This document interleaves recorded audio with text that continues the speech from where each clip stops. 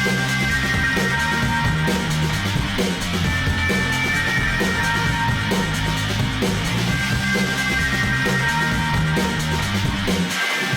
Acapulco, Mexico, this is Anarchast. Hey everybody, welcome to another edition of Anarchast, your home for anarchy on the internet right here in Anarchapulco, Mexico, like I often am. And I'm here with another Anarchapulco straggler. You've been around about a month after the conference now, I think. Yeah. It's kind of an old friend of mine. I don't want to say old, but like I've known you for a number of years. Her name's Geliqua. She also goes by Gela in Sweden and goes by Lala in Latin America. She's kind of that kind of person, has a different name in different places. Really interesting story because she used to be, well, actually, she used to be like double D breast hottest party girl. And then like 3 years ago or something, you can tell the whole story. You just totally changed, and now you're like hippie girl who lives in Peru. And actually, she's been teaching me like for years about all kinds of the hippie stuff I do now. I wear my hippie pants, and she didn't teach me about the pants, No. but she taught me a lot of stuff about energy and meditation. And I was kind of a mess when I met you, and became less of a mess now. And she's been a big part of it, so I wanted to have her on. She's got tons of interesting information on lots of stuff. She's a fountain of knowledge on a lot of this sort of stuff, whatever you call this stuff. I never know quite what to call it. It's not really hippie. It's just information. I just think. information, yeah. It should be just normal information, but your average person doesn't hear any of this stuff. So great to have you drop by. Thanks for coming by. Thank you. First question I always got to ask everyone, though, is how did you become an anarchist? I don't really have an answer, like a story that really triggered me. I think for me it was, I'd always kind of been a rebellious child. As soon as I was told to not do something, I had to exercise the right to do what I wanted to do. So I think I've always had that in me. My mom always told me to become a lawyer because I was good at arguing and getting my way. So I think that just pushed me against the system even more, thinking of being a lawyer. And yeah, I think at the root of it all, we are all anarchists. We all seek just liberty, sovereignty, freedom. I think it just was always there for me. Yeah, and you were, for a number of years there, you were kind of like an activist. You got a lot of Facebook followers. I think a lot of them were from those days. Yeah. You were like protesting against Monsanto and all kinds of things. So tell us a little bit about the progression of your life in the last 10 years, because you went from this party girl to activist to hippie. Yeah, that's actually very true. I was very much into the party scene for a while because it was the attention that I was getting that I enjoyed. And then I think there was a time in my life where becoming vegan actually shifted a lot for me. When I stopped eating meat, I think it was 2010, on my birthday actually, but I'm pretty sure it was 2010 on my birthday. And from there, things started shifting. I noticed I felt more energy from people as opposed to just the communication through words. So when I met somebody, I felt what their intentions with me were. I'd become a little bit more hypersensitive than we all already are. We all are, but I'd tapped into it more. And then from there, I started becoming angry at how the world looked.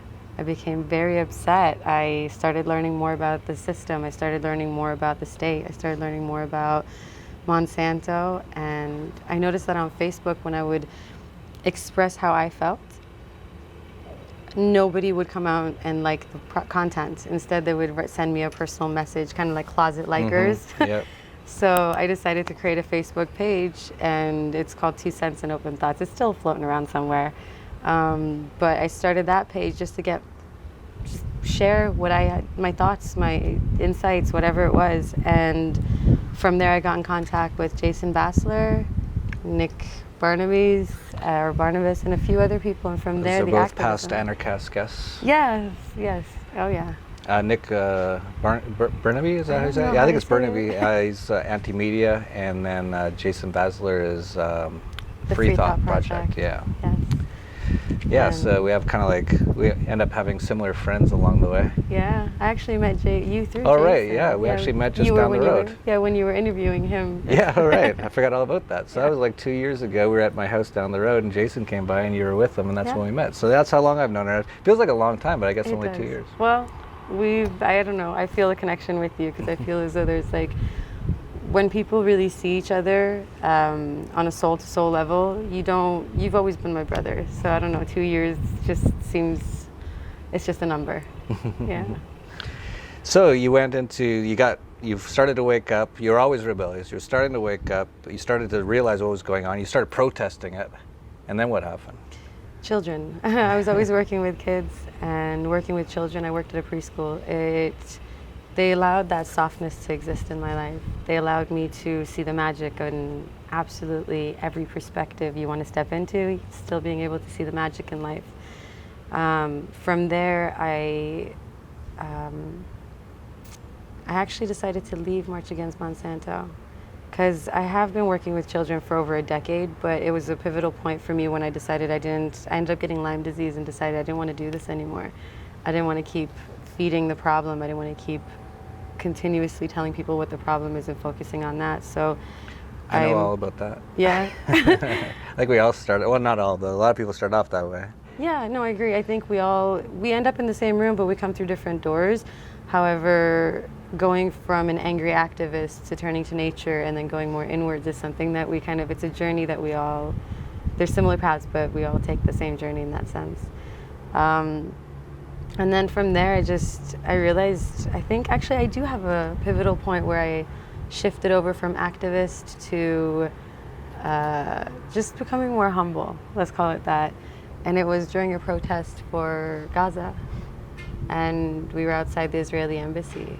And I remember just having this fight with the cops back and forth, just this aggression, calling the chief of police on camera like a fascist pig. And then hearing from my mom and my brother later on, like, did it really help? And I thought about it. And did I really get the outcome that I was looking for? Did I walk away more angry? Or did I feel like I got a release and then I got more angry? And from there, I remember standing there, instead of yelling at them, I literally looked at them and said, I'm going to scream into this megaphone and I'm going to wave this flag back and forth. It may come close to you. This has nothing to do with you. You're just choosing to stand there, but we need to get our voices heard. And from there, believe it or not, I had at least 2-3 different police officers later on come up to me, hug me, tell me. One of them said that if he wasn't on duty, he would be standing there demonstrating and protesting with us. So I started seeing the effects of love and how softness and subtlety can get a lot more done than yelling at people about how their food is poisonous and the government's shit. Yeah, the yelling doesn't work so much. And actually, it kind of makes sense, right? Especially when you realize a lot of people are really confused and they've got so many problems. Like even, I doubt that protest was in the U.S. I doubt there was any U.S. cops like that. But no, but the police in Sweden can be pretty harsh as well. Well, there you go. So, like, yeah, you can, like, it's kind of funny that he says, if I wasn't on duty, I love that word, duty, I'd be standing there with you. It's like, well, why did you sell your soul? You're just getting paid to come and do something that you think is wrong? It's like, why don't you quit right now? But they don't see it that way. But that could be his awakening moment right there. Right, it could have been, right? Yeah, I mean, I guess, like, the point, though, is, like, yeah, by yelling at them so much, it really doesn't help. Like, they don't listen because they feel attacked. And the first thing that when someone feels attacked, they just shut off their brain. They go into that flight or fight mode. And then the other people who are just listening because they're like, oh, maybe this person has something interesting I don't know about. They're like, she's just yelling at the obscenities at this guy. Like, it doesn't seem very nice. I don't want to be like her, right? Yeah. So really, like, love is the way, for sure. And the self-work as well is something that I've really found. And that was really I found it was a big topic at Anarchapulco this year. It seemed like most of the speakers were talking about this stuff, whereas the first year, I don't think you were there for the first year, but you came for the second year, it was a lot of sort of angry government sucks, and quite quickly, I think we all just like you were like, okay, everyone knows that, now what do we do? And it's really turned to a lot of people, like there were so many great speakers that you probably like Bernard Gunther and maybe Max Egan. Max, yeah, you're friends with Max. Favorites. Yeah, and so many like that, right? Yeah. And that really is a big sort of part of this whole thing right now. Is a lot of people sort of realizing, yeah, it sucks. We all know it sucks. It's absolutely horrible and heinous, and it's completely horrible. Like I can't think of anything worse, really, than government and central banks. And then, but what are we going to do about it? And standing outside with a sign and yelling, and it just doesn't really work. And it's kind of funny because we're friends with Luke Radowski. and many others, Jason Basler and many others in sort of the media. And what I've noticed, I go with them to Bilderberg and stuff, and it's like, where's all the 10,000 people out protesting? They're like, they don't come anymore. It's really kind of pointless. And I'm like, yeah, it is kind of pointless. But it's good you guys have your cameras here and you're telling people what are going on. That's very useful. Yeah. But actually holding up a sign, is just... I mean, it worked for a while in the very beginning when we were all just trying to raise awareness. But at this point, if you don't know what's going on in the world, you're choosing to turn a blind eye. So I think that, again, it comes back down to that personal responsibility. We took responsibility for each other and ourselves by getting the information out there, but we also have to go on with our journeys. We can't stagnate and just constantly saying the same thing. But yeah, I fully agree with you. Yeah, and so you've gone on and done your own journey for sure. Since I've known you, you've been in numerous countries. Peru. You were living like in the forest, like in the jungle. Yeah, it was full on jungle mode in Costa Rica as well. Yeah, and you were in Nicaragua. I'm sure other places as well. So, and quite often you just see you, and yeah, you'll be just sitting in a river. Yeah, that's me in my rivers. And there'll be some monkeys or something, and you'll be playing with the monkeys, and then you usually seem to have kids around. That seems to be a big part of what you're really into, and which I totally understand. I have kids myself, and the politician thing, the kids are the future, but they actually are. They actually are. I've always said they're our elders, in the sense that, for me, a lot of people, like when they say, "Oh, you're a teacher," I'm like, I'm far from it. I'm the student in this case. When I'm with children, it sounds like such a cliche to say, but I can't express how much I learned. They're my greatest teachers. They're my absolute greatest teachers. Yeah, I found that as well. I have two kids, and especially when they're younger, they'd say I'd be all stressed out. There was one time I was with my son, and he was like 8, and there was a tropical storm here, and my wife got stranded near Chilpancingo, which is quite a ways from here, and the roads were flooded and everything, and all the power was out. And I had an apartment at a building here, and I heard the power was working there, so I went there with him. And I'm in the room, and I'm pacing back and forth. I didn't realize it, right? Because a lot of these things, you don't even realize what you're doing. But he could see the stress levels on me. I'm like, where's Mom? I just want to make sure everyone's okay. And he just looked at me and said, Papa, everything's going to be okay, they're so with the giant eyes. And I just looked at him, I was like, yeah, you're right. Like, I got all caught up in this adult stuff, but you're just seeing it clearly. It's like, of course, everything's going to be okay. Don't worry. They know how to ground us. Yeah.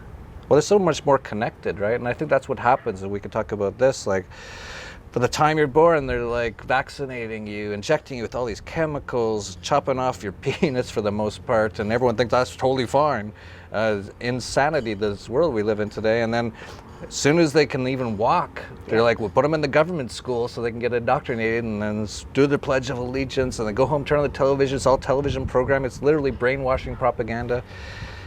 And it's like, very quickly, those kids become very not childlike. They become very unhappy. They're forced to grow up, and not just grow up into who they thrive in being, as opposed to who. Yeah, they're told, well, you have to choose a job when you're like 10 or something. And they're like, what? What do you want to be when you grow up? How many times did we not hear that question growing up? I don't know yet. I was just like, I still don't. Yeah, exactly. I still don't know. I'm still 34. thinking about it. Yeah, I'll let you know in a couple decades. But yeah, definitely. And like places like Sweden, for example, it's illegal to homeschool your child.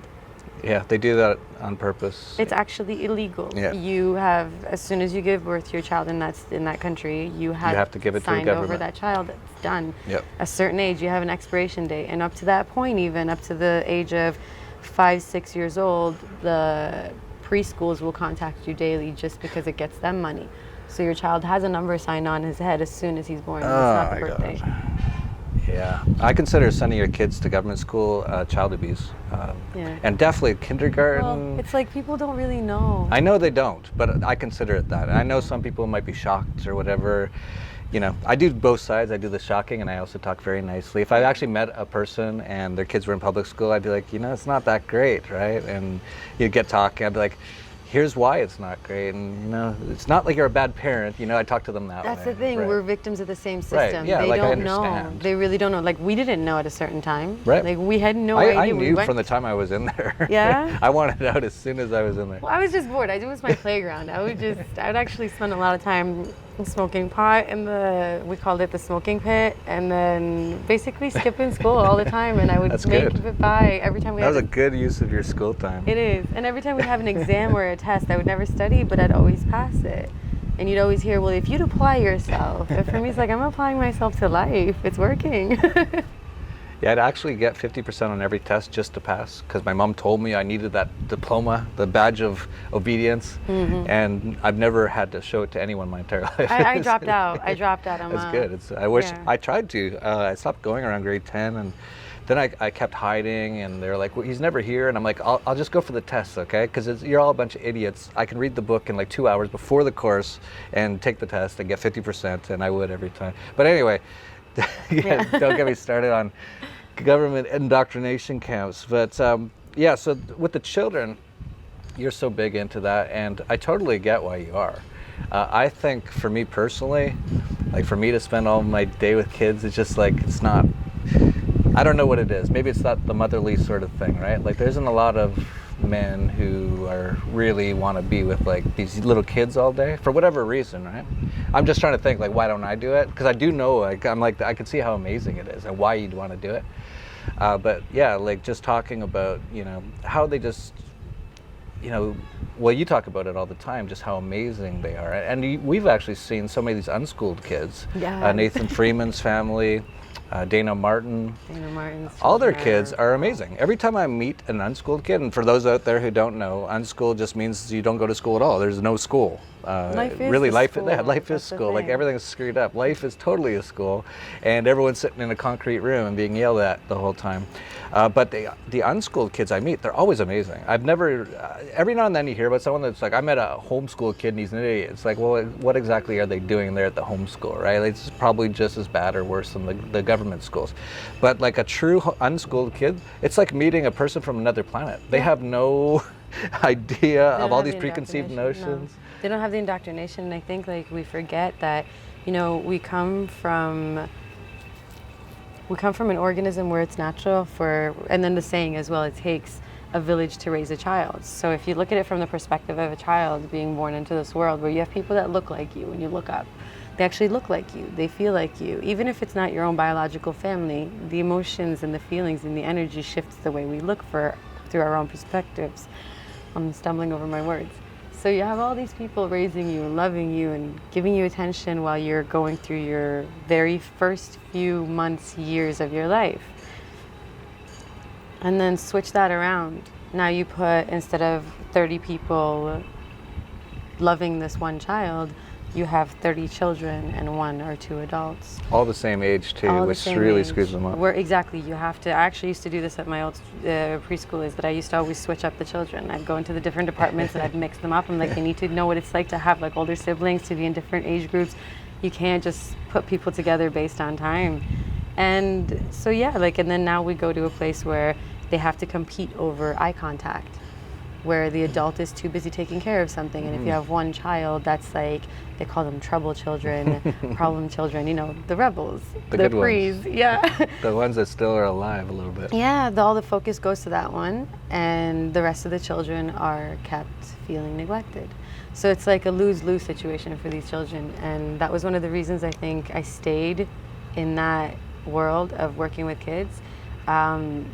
You mentioned like it might be like hard for most people. A lot of people do think like that might, after a while, you might lose that passion, that excitement for the job that you have after so many years. But I don't see it as a job because of the fact that, again, if you recognize that life is the playground and it's the school itself, you become one of their buddies. Your inner child is playing with them. You're not going to work. You're not going there to take care of children. You're going there and they become so self-sufficient because you are one of them. And now there's no adult, there's no authority telling them how to think, how to act, what to do. This is what we do after we eat. No. I can't tell you how many times I was pulled into my boss's office getting yelled at because I encouraged the children to eat with their hands when they wanted to. If they showed interest in anything from boogers to food to animals to nature to chemicals even, we would explore and find out more about that and learn, as long as their interest was still there. And we would learn together. But sitting there as a child and you're sensing your food with one of your main senses is touch, and you get to actually smell it that way, and you're so involved in that merging of food with body that you're told you're not allowed to do this is wrong. It just shifts your entire perspective of life. So you stop learning from life, which is teaching you. You're going to go, okay, now we're going to redirect everything that you're teaching me over to this one adult who has been indoctrinated herself or himself and is now assigned to us through the government that this is not even family. This stranger is going to now tell me how to live my life. I had children call me mom because they spent more time with me than they could at home. And again, we come back to the fact that, like, when I say they're victims of the same system, the parents, they don't have the money. I had parents crying to me, telling me they don't know what it's like, but I have to leave my child crying, begging and screaming for mommy. And I have to go and, like, turn my back to my own child with tears running down my face and look away and go to work. It's the system. At the end of the day, we always come back to the same root and the same cause of the problem. Yeah. And the question is, what is our solution to it? Yeah, right. Yeah, and another thing that happens is, all kids, this is the funny thing, people are so indoctrinated and so blind to what's really going on that they say, well, you can't just unschool a kid, he'll never learn anything. It's like, what are you talking about? Like, I've never met a kid who's really like a young kid who hasn't been in a school yet, who doesn't have like a million questions every day. Mm-hmm. Right? Like they're super curious. But as soon as they go into the indoctrination camps and sit and don't get up till the buzzer rings, all to be trained like slaves and basically like prisoners for 8 hours, by the end of like 5, 6, 7, 8, 9, 10 years of that, pretty much no one wants to learn anymore because that's what they think learning is. They're like, well, learning's school and I hate that, so I don't want to learn anymore. It's like it actually takes all the curiosity out of everyone. You named it. That's the key word, curiosity for life. At the end of the day, that's all that exists. Is as long as we're curious, we want to thrive, we want to grow, and we keep on thriving in that. I agree with you. It just takes out the curiosity and all the fun of learning. Yeah, it's all on purpose. I think we've all, like, as activists, I think that's how we became activated too, to become activists, is that once we finally learned, started actually going on online and into the internet, into the areas of the internet that we didn't explore before, and start, like, I remember I had days I would call in, or sorry, let me rephrase that. I had weeks I would call in sick, but I wouldn't sleep, I wouldn't eat. I used to smoke a lot of cigarettes back then, and I would just sit there. I remember, like, it would be days of no sleep, just internet, maybe a little bit of water and cigarettes, because I couldn't put anything down, and this would kill my appetite, so I could just focus on just absorbing the information.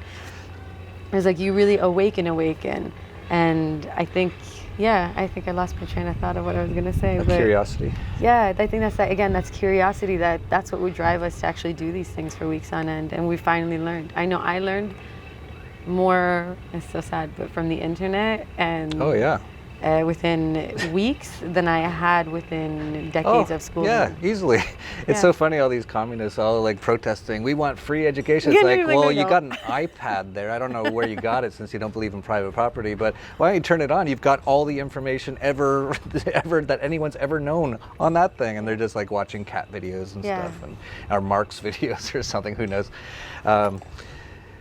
Yeah, it's crazy, this whole system they got everyone into. But there is a lot of people waking up to it, and we're starting to see that a lot more now. I don't know about you, but like it just seems like, maybe it's just because I've kind of woken up in the last few years, but it just seems like so many people are waking up right now. So that's a really good sign. One of the topics I wanted to talk to you about, because I know you're so passionate about it, is veganism. This is a topic that is still quite heatedly debated and contested in what you call the anarchist community, and I see both sides. Well, I definitely see the vegan side for sure, because basically as anarchists we're saying just don't hurt anybody. That's basically all you got to do, just don't hurt anybody. It's like, well, what about the animals? Oh, you can hurt those. It's like, well, if you're gonna, it's like an exception to the rule. Like a lot of us really like animals. I got 7 dogs here. I don't want to eat them or hurt them or anything, but we have been sort of, again, I think all on purpose, put into the system like the 4 basic food groups in school. They're immediately just shoving like meat and cheese and all kinds of crap down here. Anything that's acidic has been told to us to like digest. Yeah, and I've been vegan numerous times. I was vegan for a couple of years ago, and then I was vegetarian and vegan off and on for the last couple of years. I am eating meat right now. I always feel bad when I do. Why? The question is always why, just like kids, right? They keep the curiosity alive. So why? The main reason is I know how a lot of those animals are treated. And I think that's horrible. That their whole life, they're just, especially the factory farm, I forget that. But like down here, it's more like farms, which is better. But still, it's just like, if I had a farm and the only way I could eat was I had to kill the animals on my farm if I wanted to eat them, I would be vegan because I couldn't do it. Yeah, you can. But when it's separated from me and I'm busy and I'm like, I don't know, and you get all these Hunger. well, no, the parasites, and plus 40 years of eating meat, so it's all in my psychology too, right? So I'll get stressed out, and it's like, it's like I can't do this anymore. And then all the parasites are like, meat, we want meat. It's not even meat; it's just like the parasites for the most part. It's like, just give me some. It's like make me happy for 2 minutes, But like at the end of the day, I definitely think it's better. However, I'm not sure exactly on all the nutritional stuff. There might be some angles there, but I am definitely like not against veganism whatsoever. And so many people, again, even in Anarchapulco, I think we had the dinner there, and I think it was 30% or 40% ordered vegan. Mm-hmm. That's like pretty huge. So it's obviously become something that a lot of people are thinking about as well. It's become pretty big. Okay, so I'm gonna actually share some confessions with you. All right. So, all right. I was very dogmatic. I've been vegan again since I'm going on to the 8th year now. And well, I don't like using the word vegan, but let's say I don't eat meat, and it's been a while. I was vegan though, very plant-based, very hardcore, for the first 6 years. And then the past year and a half has been a very nice learning experience for me. I had different parts of my life where I tried eating fish again, eggs, and cheese. Those are the 3 things. Immediately my body reacted because logically speaking, your body's not producing the enzymes that it needs to break down something as we call it cholesterol bombs, like an egg. It is a cholesterol bomb because it's literally that's going to become a chicken if you let it fertilize. So eating that and my body not knowing how to break down those enzymes reacted badly. Same thing with eating fish. I was on a boat for about 2 weeks, so I was like, okay, I wanted to come out of this dogmatic mentality as well, of like state of mind of you can't do this and you can't do that. And I think what actually broke it for me was, excuse me. It was, I was in the car with a friend and he had a cup of coffee and he had some cream in it. And usually he uses almond milk, but then at this point in time, I grabbed it and I took a sip and he said, oh, you're not vegan anymore. You just had milk. And I thought about it. I was like, it's not a set of rules, and it's an understanding of saying that I choose not to do this. It's a choice. And every day you're making a choice, It's not about like it's going to be hard. If it is hard for you, or for anybody, at the end of the day, I always say just like take your time with it, because when it comes, it's going to come right. This isn't about like everybody being in a hurry to do it. You being conscious, that's why I asked you, why does it bother you? You being conscious of that is going to switch that. It was the same for me. My brother was vegetarian growing up, but I ate meat like you wouldn't believe. And I told him, I said, one day when I realized, I was 14 at the time, when I realized that meat come from animals and, animals are killed for meat, I will never eat it again. And he said, well, you just said it. I'm like, yeah, I say it now. I get it now. But like you said, when it sits on your plate, and we're not told, this is one of the things I did with my children, is that when you're not told what's on your plate or we don't have a connection to your food, it just becomes something, like you said, to feed the parasites, right? Because it breaks down the body and then they eat decaying and dead matter. And that's what their whole purpose of existence is. So it depends on if you want to use your body to be able to feed them or feed yourself, because the more you feed them, the denser it becomes. The more you feed yourself, the lighter the energy is as well. So to start off, I know I'm kind of going off topic and I'm talking about a little bit of everything, but one, I don't find it wrong anymore to eat meat. That's a change since I last saw you. I don't necessarily, and here come the dogs. Hey guys. No. Okay, guys, gotta be nice. They always somehow get through. I know, I can Like, tell. I don't know how. Well, they find a way. Them. Hi, Bumpy. So basically, I don't think it's wrong. I don't agree with it. Oh, I don't that's choose a change it for since my I last life. saw you. I know, You're well, very militant. I was very militant, and that's the thing. I think that's what I needed to learn within my life and within my journey, is to not because again, what did you just say? You said, as anarchists, we talk about having compassion for everything and freedom for everything and don't harm anybody, right? So the same thought process goes with veganism. Have compassion for all living things, even the people that are eating the meat. Because you can't say, well, I'm going to have compassion for all life because I believe that that's what we do. But then on that level, I'm not going to have it for my fellow human being who's going through their process. And I find the funniest vegan status. Vegan status. That's so what that like you can't hurt animals. It's like, yeah, but you want to hurt all the humans. You want to. Yeah. It's just funny, you know. Like we all got these cognitive dissonance programming as well that we're trying to be like, you know, get by. Yeah. So those are my thoughts. I mean, I don't eat it anymore. I didn't enjoy it. I gained weight, so I thought like, okay, this is it. But I also know that gaining weight and losing weight when you go plant-based, there's a reason behind it. It's not just about losing weight. It's also about the dog getting to the I know. tripod. Hey, buddy. Nope. Pull it on. Come here. Come here. Hi, babe. Come here. There you go. You can come up here with me. Come on. I don't know if that's gonna work. They heard we were talking about animals and protecting animals. They're like, yeah, finally, talk about yourselves all the time, trying to free all the humans. What about us? Yeah. You guys are okay. You're the most spoiled dogs in the world. So those are my thoughts on veganism. I think, again, everybody's going through a journey. I don't think it's health. It's tenfold. It's on so many different levels. You have to think about how it affects your health, how it affects the animals, how it affects the environment. It's not just on a moral stance. Oh no, anymore. there's a lot of, not even talk about the moral standpoint, there's lots of things to talk about. There's so many benefits as well from all perspectives when it comes to going plant-based. Yeah, absolutely. Or chair-based in his case. Funny story, I went into the Verde Vegan, and I don't know if I should say this on camera, but the owner there, I said, I'm vegan again.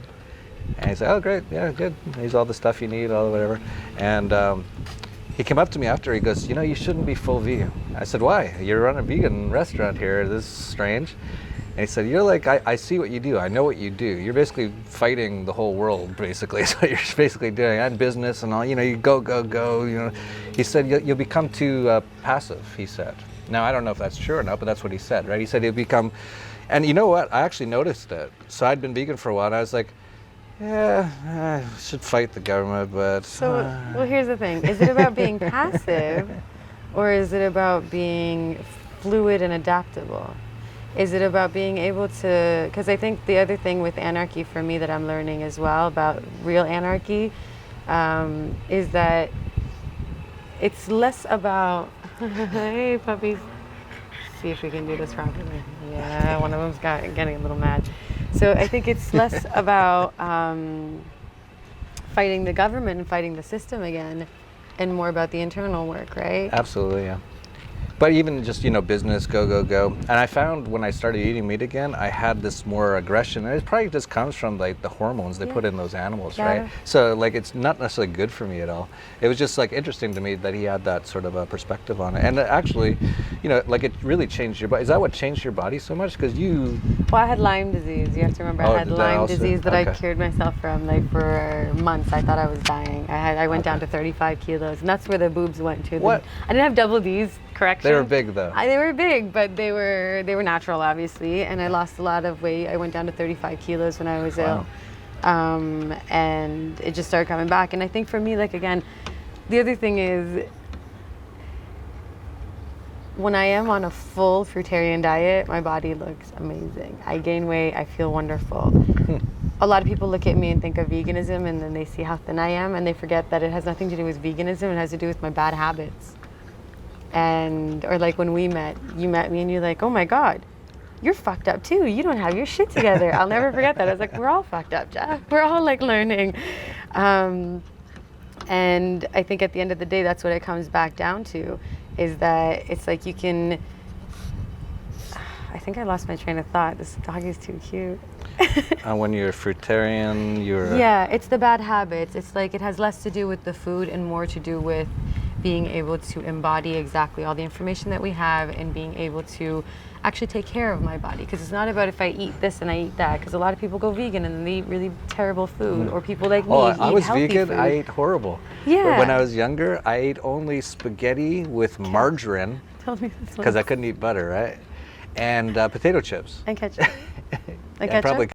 Yeah. Everyone does a ketchup. That's all I ate, and I was just like, I was like this, and I had no energy, and everyone's like, you should stop being vegan. And it was years later, I was like, I don't think I did it right. Yeah, and like, I mean, even look at me, like I'll know exactly what to eat, and I'll eat really great food, but it's like, again, if it comes back down to that habit, it goes right back down to what am I actually doing for myself? Am I taking care of my body with self-love? This is why veganism, activism, schmacktivism, and all these isms all go back internal. Because if that is stable and that is centered, I don't need to worry about what I'm going to eat. I'm going to be more in tune with what is my body thriving on. And then when am I going to eat? It's not going to be a set of rules that I have to eat now. I have to do this and that. Hey, homie, come back here. Please come back here. As soon as I get my train of thought, you come back here with this pen. Come here. Polo, This is so cute. Polo. Venga aquí. He's like, what's wrong? Why can't I eat the tripod? Come, you can come sit here with me. Can I pick you up? My dogs have been interrupting all my videos lately. I've been like hearing. literally every single one. They're like, we don't care anymore. We're just gonna come over and do whatever we want to do. Well, they want to get they want their 15 minutes of fame, yeah?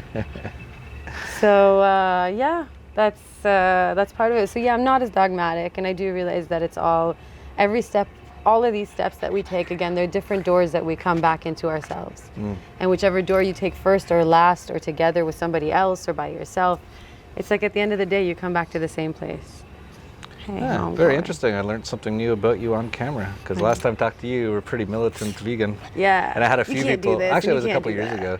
Yeah, one person's like, I'm never talking to her again. It's like, why? I was eating a burger and she freaked out at me. That was It's terrible. Like, oh, I was like, I don't really seem like you. That's not like your nature, right? You know, I was Yeah, I like, think it was just like, again, it's like we don't feel heard. It's the activist side again coming out. I appreciate your backside, but I don't really want it right there. So I think it's that activist side that comes out again, where we get back into like feeling that injustice and wanting to right the wrong. Yeah. So then we go up to the people that we think are doing the Right. wrong, like, how dare you put your kids in school? How dare you do this to the animals? How dare you like feed the government? how dare you be the government? And feed the government, but be the government too, yeah.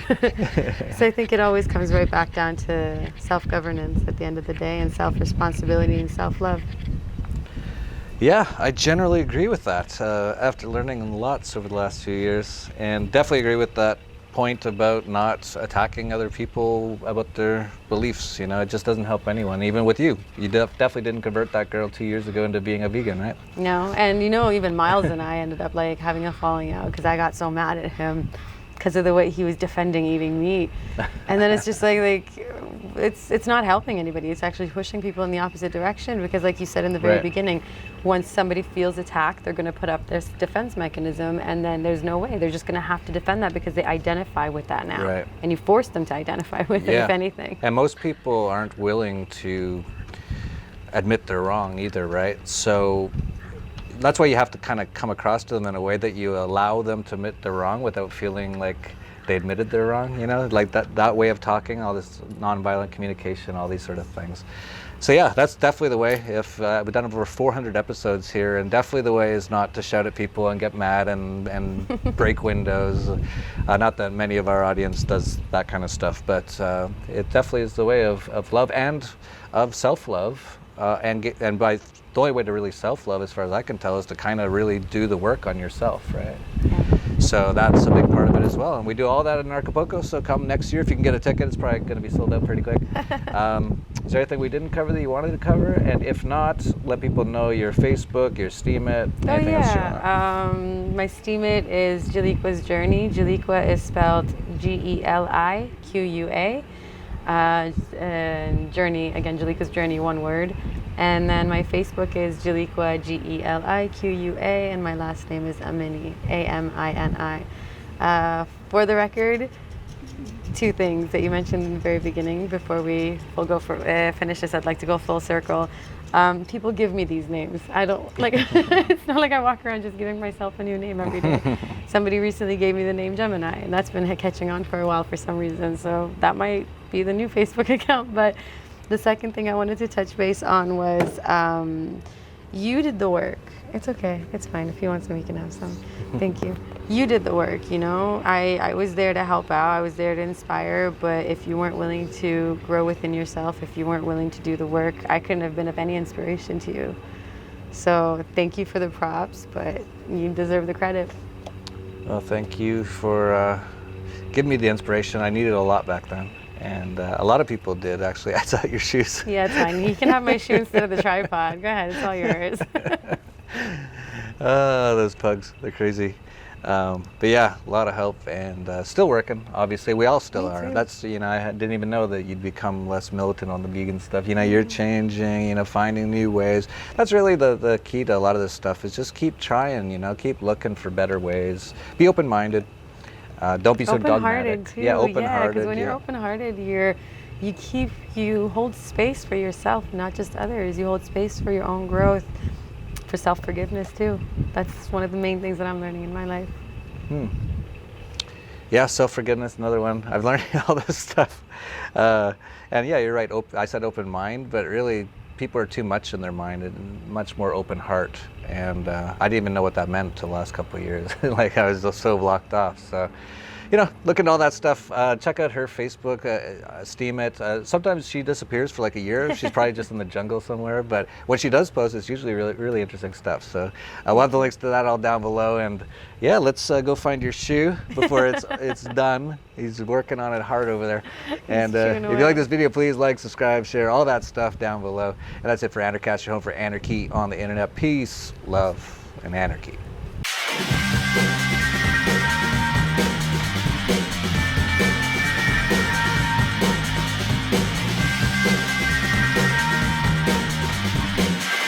From Acapulco, Mexico, this is Anarchast.